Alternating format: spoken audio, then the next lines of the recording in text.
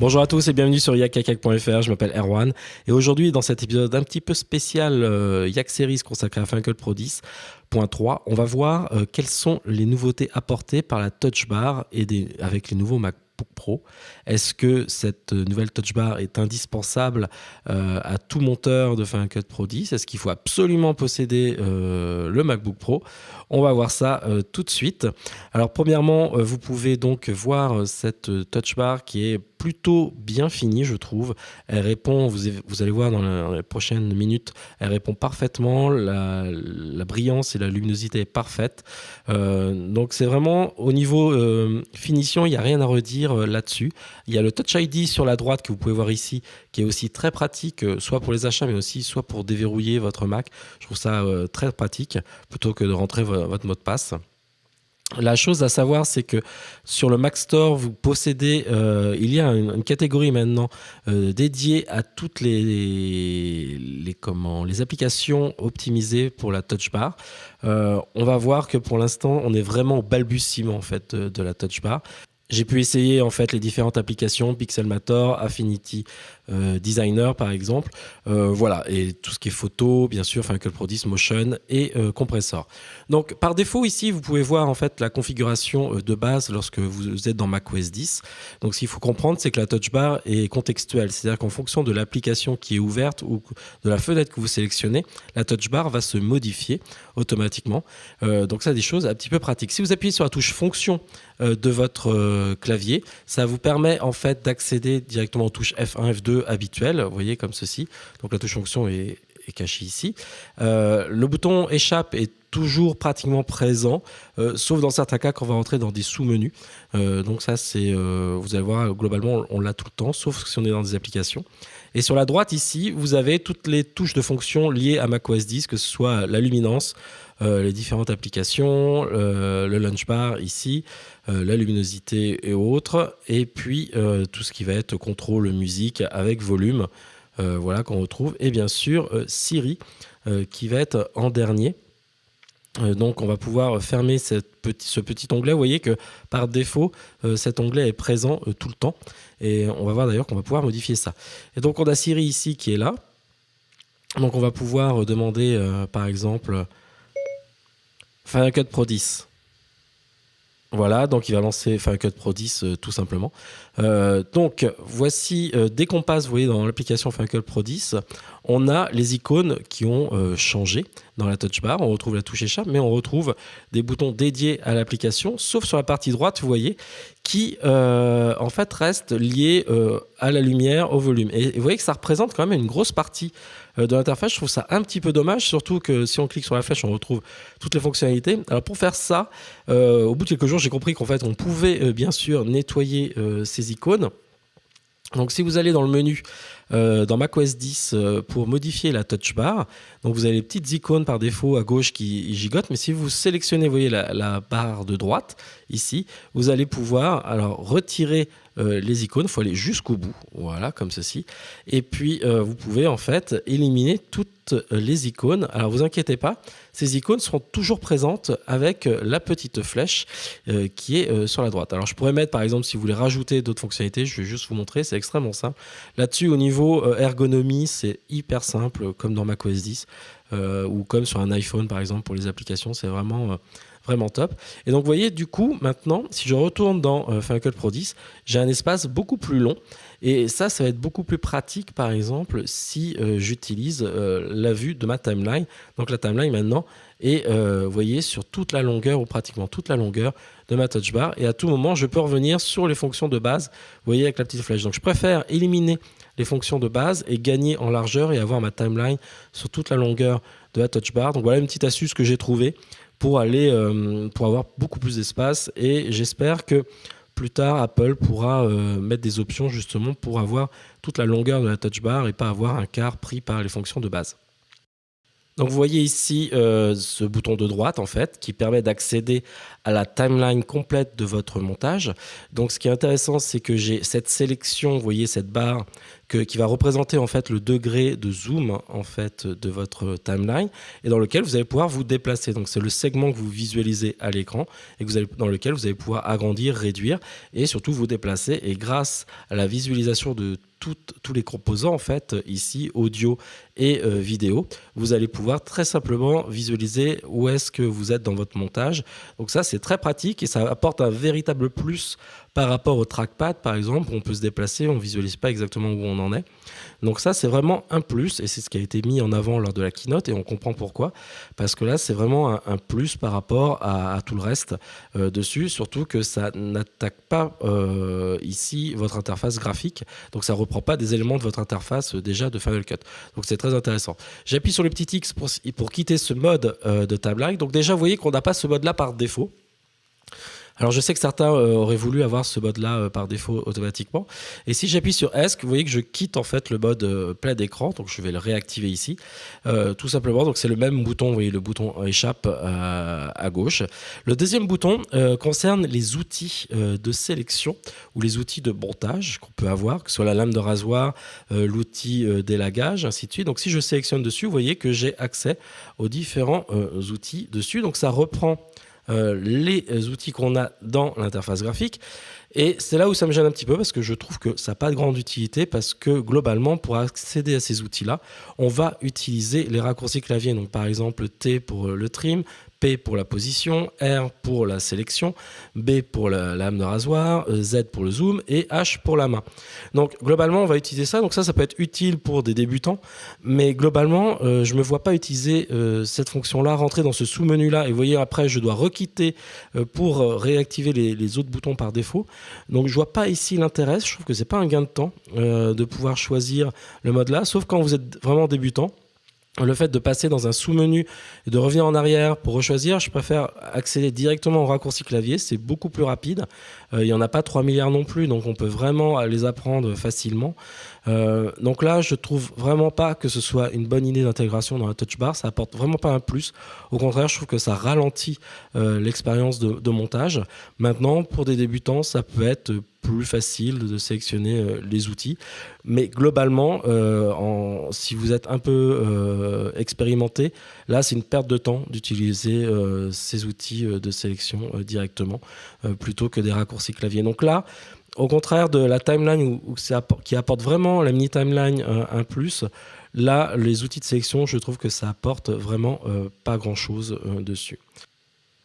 Alors, s'il y avait un point qui m'intéressait lors de la présentation de la keynote d'Apple, ce nouveau MacBook et de la Touch Bar, c'est la gestion en fait de l'audio, parce que du coup, ça peut apporter pas mal de choses au niveau de l'utilité en fait de cette Touch Bar qu'on n'a pas obligatoirement avec le trackpad ou bien avec les raccourcis clavier. Donc là, ce que je vais faire ici, c'est que je vais sélectionner un clip audio, je vais changer un petit peu les présentations pour qu'on voit un petit peu mieux ce qui se passe. Voilà, comme ceci. Et je vais vous montrer en fait que par défaut, si je choisis donc le petit bouton haut-parleur, bouton icône d'ailleurs qui ressemble beaucoup, même peut-être trop, à l'icône de son, de gestion du son de macOS 10. Par défaut, vous voyez, la seule différence, c'est qu'il y a 3 ondes, alors que le bouton dans Final Cut Pro 10 a deux petites ondes. Voilà, c'est la seule différence. Donc je trouve que justement pour quelqu'un qui débute, il peut confondre ce bouton-là avec le volume. Bon, bref, ça c'est un avis personnel, encore une fois. Donc quand je clique sur ce petit haut-parleur, j'accède donc aux fonctionnalités de son. Et si j'ai un clip bien sûr sélectionné, je vais pouvoir appliquer des fondus d'entrée et sortie, des fondus audio. Donc ça c'est lié aux nouvelles fonctionnalités de Final Cut Pro 10.3. Donc au lieu de passer par les raccourcis clavier, je peux tout simplement les activer et désactiver ici. Là je change le type d'interpolation, vous voyez, à la souris. Et donc du coup après j'ai le volume qui intervient progressivement dessus. Si je reviens sur le clip audio, donc il faut avoir le clip sélectionné. Alors vous voyez que déjà, dès que je fais des modifications après la souris, ça part en fait, on quitte ce mode audio. Donc ça c'est un petit peu perturbant au début. Mais donc l'interface ici va me permettre de gérer le volume global de mon clip. Donc ça c'est plutôt assez intéressant parce que je peux le faire pendant la lecture. Et bien sûr, la gestion de volume peut se faire aussi au niveau du navigateur, donc de votre chutier. Et donc, ça va vous permettre ici, par exemple, de sélectionner. Alors d'ailleurs, je vais vous montrer que si j'ai un clip sélectionné ici, si je quitte le mode audio, j'ai un petit i qui apparaît. Et donc, ça me permet d'ouvrir l'inspecteur. Et donc, cet inspecteur, je vais pouvoir visualiser ici les éléments du clip. Je vais pouvoir sélectionner le haut-parleur. Et là, régler le volume, vous voyez, directement aussi au sein de mon navigateur d'éléments. Donc ça, c'est assez pratique au niveau de vos bibliothèques son, par exemple. Dessus, vous allez pouvoir régler le volume. Par exemple, comme ici, si je mets le... Voilà, je peux baisser un petit peu. Voilà, il y a le bouton silence, vous voyez, lequel je viens d'appuyer ici, qui permet tout simplement de faire un mute en fait de votre clip. Alors ça marche aussi bien dans la timeline que bien sûr dans vos chutiers, vos bibliothèques de médias. Et donc ça peut être très pratique, par exemple pour un clip qui a le micro de la caméra qui est resté allumé, donc vous voulez pas le charger parce que vous avez un ingé son qui a fait un son de perche, donc vous pouvez sélectionner, vous voyez, le haut-parleur, faire silence. Et automatiquement, le son en fait, de votre source est muté. Donc bien sûr, vous pouvez le faire directement aussi dans l'inspecteur, mais ça c'est pratique en fait de l'avoir, de faire une multisélection ou bien de régler le volume directement. Là, je m'intéressais maintenant sur un point très important parce que lors de la présentation et après les présentations, j'ai cherché sur Internet pas mal de choses sur l'automation audio, c'est-à-dire pouvoir régler le volume très rapidement avec des points clés, parce qu'à chaque fois, on ne voyait pas grand-chose. On voit que j'agis sur le son global, en fait, mais que je peux pas mettre de points clés. Et ça, c'est pas évident, obligatoirement. Je vais vous montrer qu'il y a quelques astuces ici que j'ai découvert. Donc, tout simplement ici, vous voyez, donc là, j'avais par exemple mis un fade, un fondu en entrée et en sortie ici sur ce clip-là. Donc là, je règle ici le volume.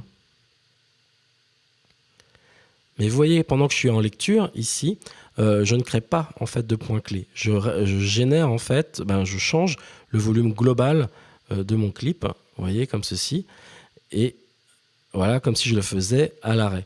Et donc, je ne peux pas créer en lecture d'automation directement. Alors, il y a une astuce que j'ai découvert ici. C'est la première chose à faire, en fait, vous voyez, si je me déplace pendant la lecture, ici, l'astuce, c'est de créer un premier point clé. Alors, il y a plusieurs façons. Je vais vous montrer les différentes façons. Donc là, je vais me positionner ici. Et avec la souris, je vais appuyer sur la touche Alt, qui va me permettre de sélectionner ici mon point. Et en appuyant sur la touche Alt, je peux créer un point clé. Et une fois que vous avez créé un point clé dans votre clip, alors ça peut être au tout début ou à la fin, je fais play. Si je fais pause et que maintenant je change le volume, vous voyez que ça crée un point clé automatiquement dessus. Je fais play, je fais pause et là je peux remonter le son directement. Donc là, la première astuce, vous voyez, c'est de créer un point clé et ensuite de faire play. Et avec votre tête de lecture, vous faites pause lorsque vous voulez créer un nouveau point clé et vous ajustez le volume audio. Donc ça, c'est assez pratique du coup, parce que au niveau de vos dialogues, vous pouvez baisser et monter en fait le son à la fin et au début de chaque dialogue.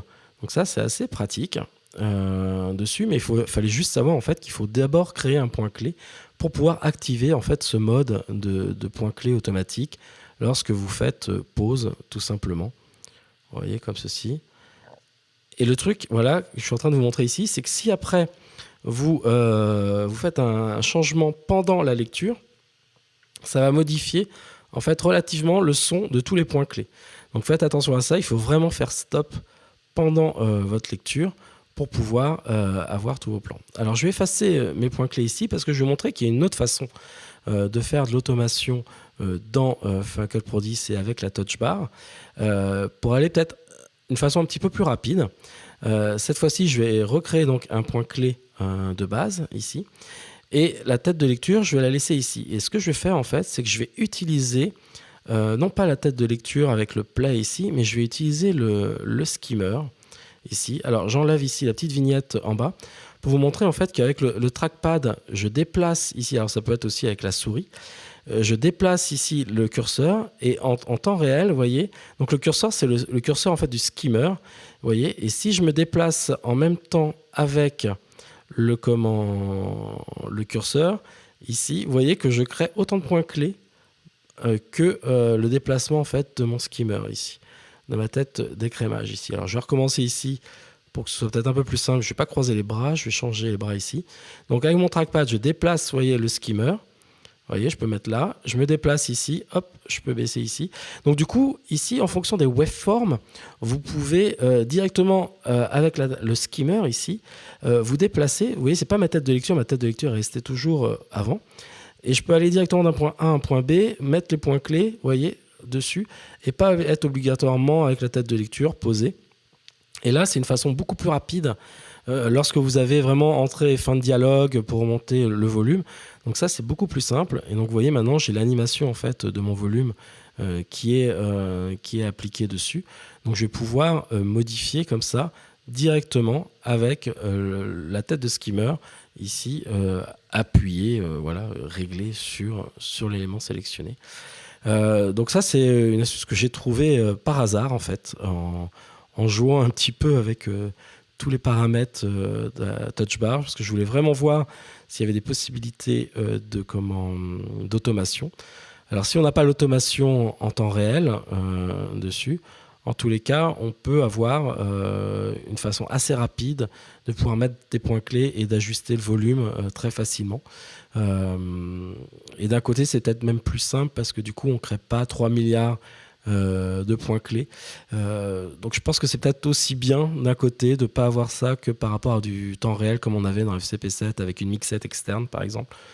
Mais bon, à voir si plus tard Apple développe ce côté pendant la lecture. Pour l'instant, donc on a deux façons. Soit je fais pause et j'ajuste le volume, soit j'utilise la tête de lecture du skimmer, en fait la tête du skimmer, pour ajuster et rajouter des points clés dessus. La chose qui est un peu gênante, si vous voyez, c'est dès que je fais un play et que je joue globalement sur le point, c'est que ça modifie en fait tous mes points clés en même temps et donc du coup je perds tous les réglages. Donc il faut bien faire attention à ça. Il n'y a pas moyen de verrouiller tous les éléments. Alors l'autre élément que j'aime bien faire ici, c'est le bouton qui est après l'audio. C'est la possibilité de déplacer un plan sans que les plans connectés le suivent. Donc ça, c'est assez pratique. Vous voyez, c'est le petit bouton qui est là. J'appuie dessus. Et en maintenant appuyé ici, j'ai la petite icône que l'on avait. Hein, ça existe depuis un petit moment, cette fonctionnalité-là. Sauf qu'avec la version française, c'était un petit peu compliqué parce que les paramètres par défaut ne permettaient pas de l'avoir. Il fallait modifier les raccourcis clavier. Donc là, on a ce petit bouton lié à la position et autres qui va me permettre de déplacer un clip sans modifier la position des plans connectés. Donc ça, c'est plutôt pratique. Après, au niveau des fonctionnalités, vous voyez, élaguer, je vais pouvoir, en fonction de la position de la tête de lecture, ramener ici le point de sortie dessus. Ou sinon, je peux choisir point d'entrée, point de sortie et ajuster en fonction de la position. Vous voyez, mon in, mon out, directement ici, avec les boutons d'élagage qui sont ici. Donc c'est assez simple à utiliser. Donc là, pareil, on a des raccourcis clavier qui permettent de le faire. Le dernier bouton ici, ça me permet de faire une lecture, vous voyez, autour d'une zone dessus. Donc cette zone est délimitée, ce temps autour de cette zone est délimité dans les préférences. Donc ça permet juste d'avoir, par exemple, vous êtes autour d'un cut, vous appuyez dessus, hop, il va jouer 2 secondes avant, 2 secondes après, automatiquement votre élément. Au niveau des fondus, pas beaucoup d'options. La seule option que vous avez, c'est la possibilité de changer la durée de votre transition. Donc ça, c'est un petit peu dommage aussi. On aurait bien aimé, par exemple, changer le type de fondu, par exemple, avoir une liste de fondus et pouvoir modifier le fondu sans avoir besoin de le réappliquer. Donc ça aurait été une fonctionnalité aussi importante. Là, le fait de pouvoir modifier la durée, ok, on avait des raccourcis clavier dessus. Au niveau du navigateur, j'avais utilisé tout à l'heure, on a la possibilité d'importer, de créer un nouvel événement ou un nouveau projet. Donc ça, on l'avait soit par clic droit, soit via le menu fichier. Donc là, on retrouve les éléments importants. Au niveau du chutier, donc si je sélectionne un clip, j'ai la possibilité d'aller au début et à la fin de ce clip, annuler la sélection. Par exemple, vous voyez ici, j'ai une sélection, je fais annuler la sélection, ça remplace le Alt X. Et j'ai la possibilité de changer, de passer en fait de mode vignette à mode liste avec le petit bouton là. Donc ça, c'est assez pratique, ça permet d'éviter de rentrer, vous voyez, de faire le clic dessus sur le bouton. pourquoi pas. Là, c'est vraiment des fonctions de base dans le navigateur qui sont présentes. Au niveau des clips, donc vous voyez qu'il n'y a aucune option par défaut. Pareil au niveau des générateurs, la touch bar reste noire. Pareil, on aurait aimé pouvoir choisir, par exemple dans les blancs, quel type de blanc et appliquer par exemple directement un générateur. Donc ça, il n'y a vraiment pas eu de développement de la touch bar au niveau des générateurs et des autres éléments. Au niveau donc de l'inspecteur, on a vu qu'on pouvait l'appeler.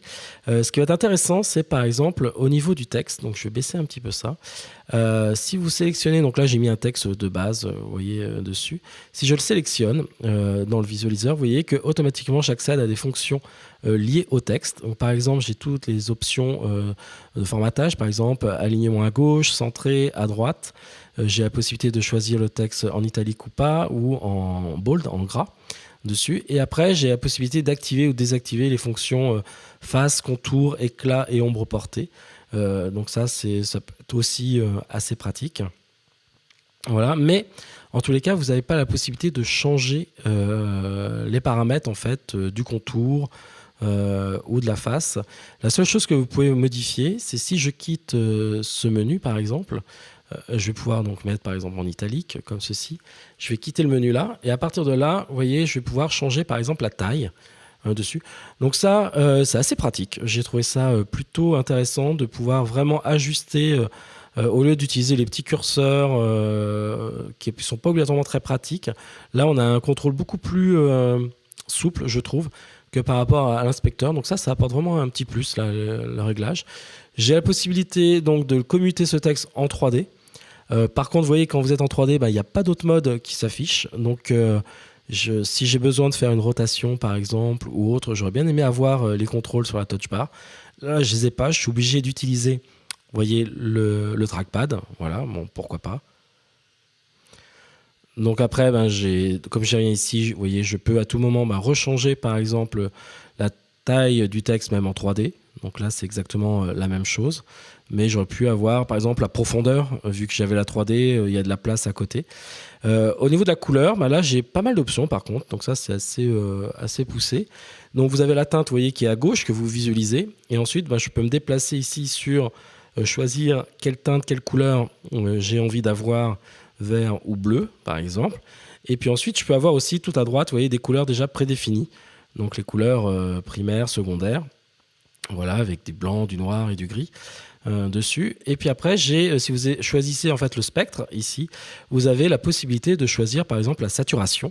Donc là, je peux désaturer le bleu que j'ai sélectionné. Alors pour vous montrer ça, je vais aller dans l'inspecteur et je vais vous montrer exactement au niveau de l'utilitaire de macOS 10, au niveau de la couleur. Je vais aller dans face, ici, je vais sélectionner ici, voilà, la couleur. Et vous voyez que quand je déplace ici la couleur au niveau du spectre, ça change en fait tout simplement la position dans le cercle chromatique. Si je change ici la saturation, ça ramène vers le centre la couleur, ou sinon je sature dans l'autre sens. Et puis après, j'ai la luminosité que je vais pouvoir baisser ou monter pour la couleur, tout simplement. Donc ça, c'est assez pratique aussi. Ça permet d'être beaucoup plus souple de par la taille des éléments. Donc ça, c'est plutôt pas mal. Ça, c'est assez poussé de ce côté-là. Et ça apporte un petit plus sur la couleur. Donc voilà, donc plusieurs options, vous voyez, jouer sur la luminance, sur la couleur et autres. Par contre, je joue uniquement sur la couleur de la face. C'est-à-dire que j'ai pas accès à la couleur des bords, j'ai pas accès à la couleur de l'éclat. Voilà, donc c'est assez quand même limité. On aurait bien aimé avoir des options sur les différentes couleurs. Ici, vous voyez, là, le contour, je peux l'activer, mais je peux pas changer en fait la couleur du contour. Donc ça, pareil, c'est quelque chose qui est porté, mais on sent que ça n'a pas été au bout, que c'est vraiment au balbutiement et voilà, qu'on a porté certaines choses, mais que dans la logique globale de la colorimétrie, par exemple pour le texte, on aurait bien aimé avoir la possibilité de changer un petit peu tout ça. Pareil, au niveau des effets, vous pouvez voir en fait qu'il ne se passe rien. J'aurais bien aimé avoir le recadrage par exemple ou les rotations que l'on n'a pas. Au niveau de la vitesse, dans le menu vitesse, voilà, si je fais appel à la vitesse, j'ai pas le choix en fait de la vitesse. Si je vais au niveau des corrections colorimétriques, par exemple ici, j'ai aucune option liée à l'étalonnage qui apparaissent. Donc ça, c'est un petit peu dommage quand on voit tout ce qui existe, par exemple dans l'application photo que j'ai un peu testé, où on a la possibilité d'avoir un avant-après, de pouvoir appliquer différentes choses directement au niveau de la colorimétrie. Là, on n'a rien. Donc c'est un petit peu pareil. On sent qu'il n'y a pas eu le temps de développer cette barre complètement. Pareil pour les filtres, alors que dans photo, l'application photo, on a la possibilité de naviguer entre les filtres. Je vais vous mettre une impression par-dessus. Mais vous allez voir en fait qu'ici, on n'accède à rien. La barre reste vierge ici, donc on reste dans cette notion habituelle, c'est-à-dire qu'on va aller dans le trackpad. Alors ça marche déjà très bien comme ça, mais voilà, le fait de pouvoir, quand on applique un filtre, avoir le avant-après, des petites choses comme ça pourrait être assez pratique dessus. Donc ça manque. Au niveau des favoris, pareil.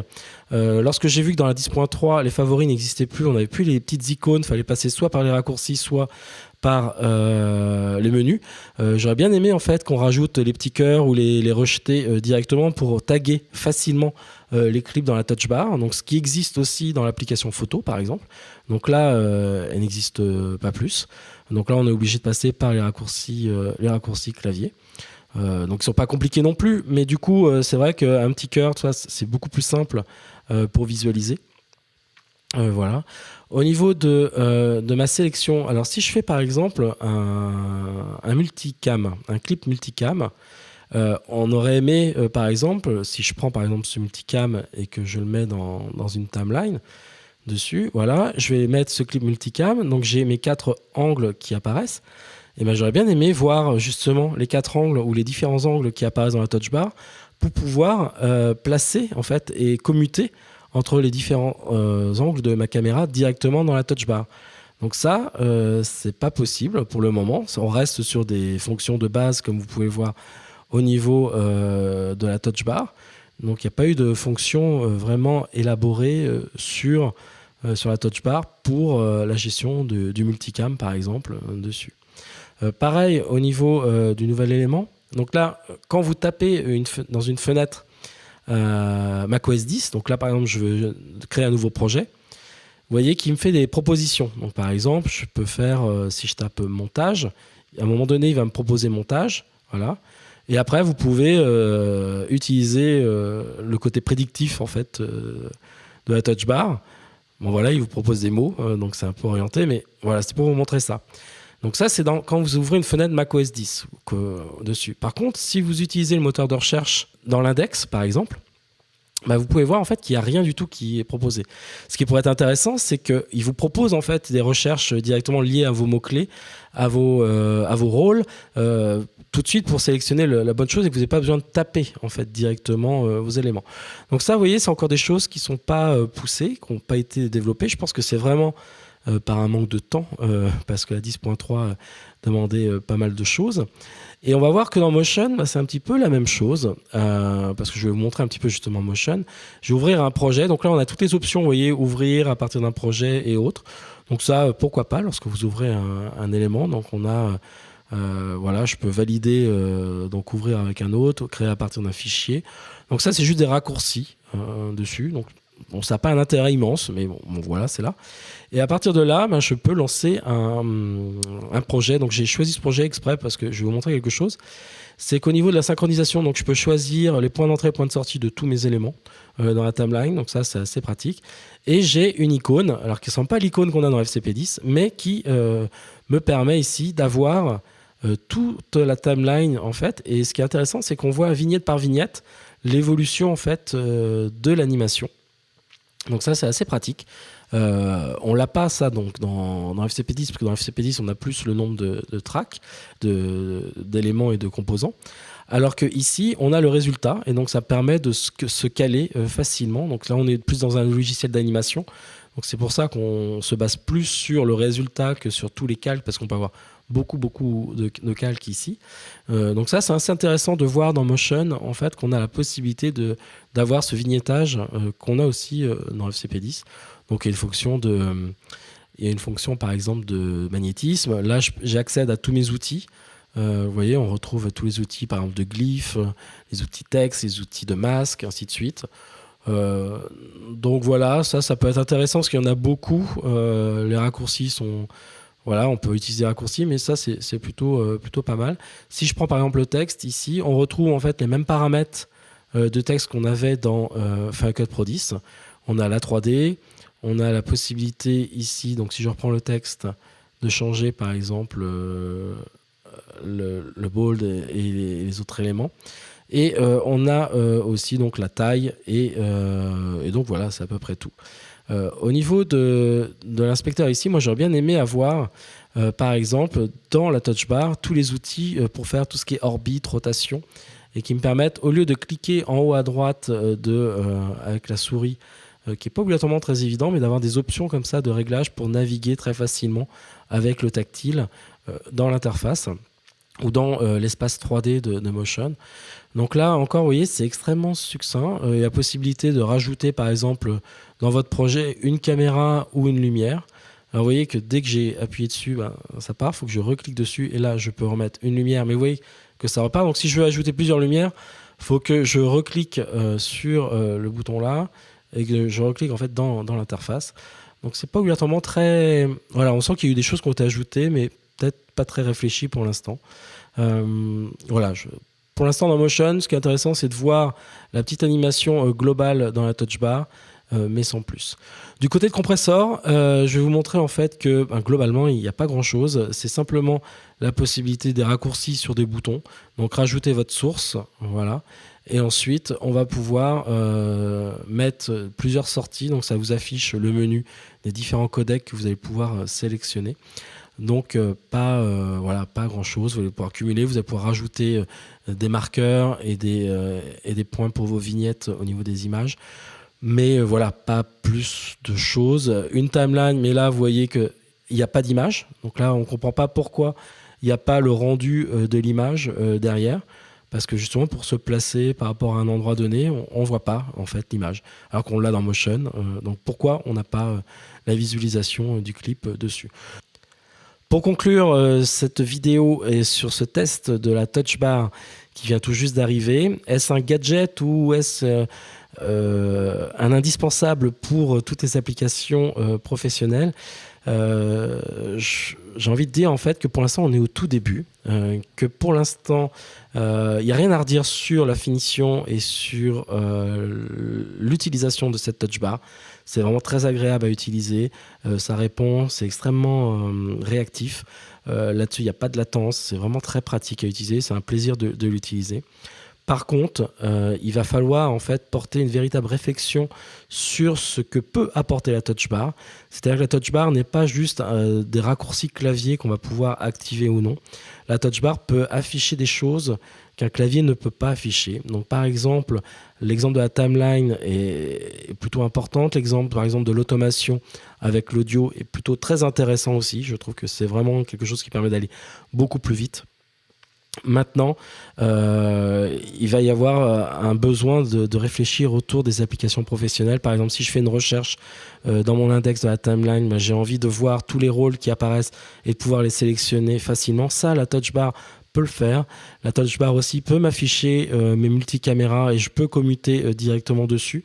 Donc ça, c'est quelque chose qu'il va falloir qu'Apple développe et pousse. Et pareil pour l'étalonnage, pouvoir avoir différents outils ou de sélection des différents outils.